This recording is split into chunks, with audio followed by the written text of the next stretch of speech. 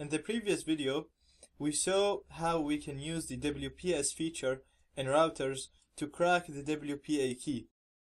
This process is 100% guaranteed, so it should work on every WPS enabled network, and therefore if your target uses WPA or WPA2 encryption and it has WPAs enabled, then that should be the first method you try to crack the password with.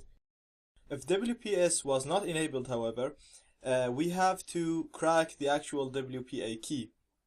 Now, we explained in previous video that in WPA, each packet is encrypted using a unique temporary key. So it's not like WEP where IVs were repeated, and once we collect a large number of data packets with the same IV, we can calculate the WEP key. In WPA, each packet is encrypted using a unique IV, and it's a temporary unique IV, so that even if we collect 1 million packets, these packets will be not useful for us because they do not contain any information that can help us determine the actual WPA key.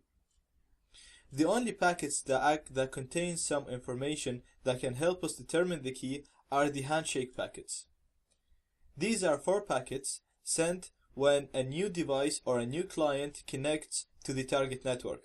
So for example, at your home, when your own device connects to the network, so you have the password and you connect to it, a process called a 4-way handshake happens between your device and the access point.